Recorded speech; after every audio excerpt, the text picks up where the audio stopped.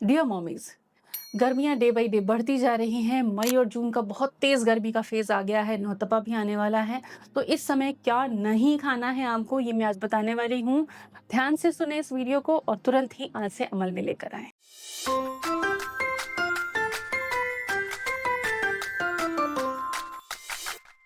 Extreme जब temperature और heat wave चल रही हो तब फ्लूइड डिमांड बॉडी की ऑलरेडी हाई होती है, ब्लड सर्कुलेशन वैसे ही तेज रहता है प्रेग्नेंट मॉमीज का, और बॉडी टेम्परेचर भी बढ़ चुका होता है।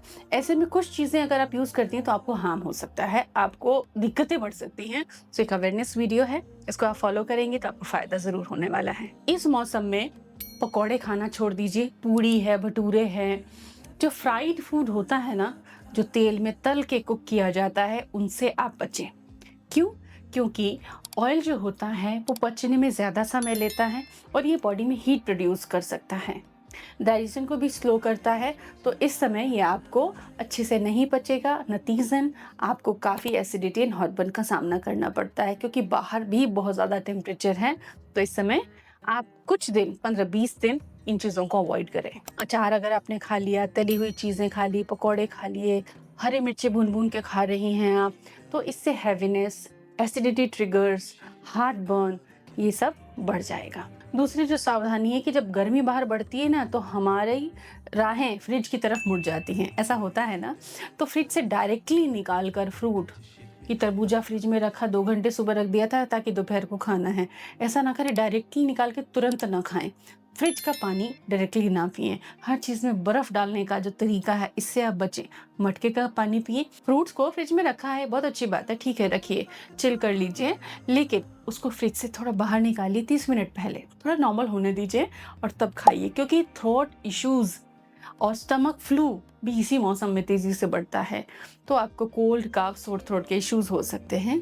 ब्लोटिंग और बहुत ठंडा खाना खाने से डाइजेस्टिव शॉक भी होता है स्टमक में और आपके डाइजेस्टिव सिस्टम के इनर लाइनिंग्स पे। तो हमको बॉडी को शॉक तो नहीं देना, उसको न्यूट्रिशन देना है। सो ठंडे चीज़ों को फ्रिज से निकाल के 30 मिनट बाहर रखें। जब वो थोड़ा नॉर्मल हो जाए, चाहे 20 मिनट में ही हो जाए, तब आप उसको यूज़ कर लीजिए। प्लास्टिक बॉटल्स में रखी हुई चीज़ें गर्मी के अंदर, गर्मी के मौसम में जब टेम्परेचर डिफरेंसेस होते हैं तो केमिकल एक्सचेंज रिलीज़ बहुत तेज़ी से होता है।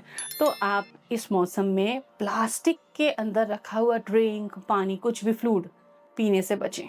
गर्मी में चलन चल जाता है ड्रिंक्स का, उसमें आप एक्सेसिवली शक्कर, मीठा इस्तेमाल करने लग जाती हैं। तो मार्केट का कोई भी ठंडाई, कोई भी सिरप, स्क्वैश इस्तेमाल ना करें। घर का सत्तू ड्रिंक पी सकती हैं, घर का जीरा ड्रिंक पी सकती हैं, घर का पुदीना ड्रिंक पी सकती हैं, घर का आम पन्ना पी सकती हैं, घर का नींबू पानी पी सकती हैं, घर का मैंगो शेक आप ले सकती हैं।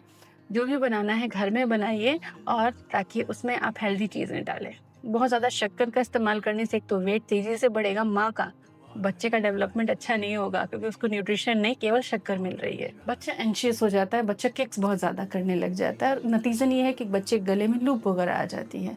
तो आपको बहुत ज़्यादा शुगरी चीज़ें भी नहीं लेनी है, स्पेशली मार्केट की। इस मौसम में कोई भी व्रत हो, त्योहार हो, उपवास हो, फास्टिंग न रहें, उपवास ना करें, खाली पेट बहुत लंबी देरी तक न रहें, क्योंकि इससे आपको बॉडी को शॉक लग सकता है। तो सत्तू का ही ड्रिंक बना के इंस्टेंटली पी लिया, लेकिन भूखे मत रहिए। अगर कभी कभार काम करते हुए, खाना बनाने में या किसी भी चीज़ में उलझ गए, अगर मील में देरी हो रही है, तो थोड़ा सा सत्तू का ड्रिंक पी सकते हैं आप। ये एक बेस्ट ऑप्शन माना जाता है, अल्टरनेटिव टू फूड। लेकिन एम्प्टी स्टमक रहना बहुत हार्मफुल है इस तेज़ गर्मी में। इससे बीपी ड्रॉप हो सकता है और बच्चे को भी नुकसान हो सकता है, आपको भी चक्कर आ सकता है। तो इन चीज़ों का ध्यान रखें। इन बातों को गर्मी में आप ध्यान रखेंगी तो आप फिट रहेंगी, हेल्दी रहेगी। Take care.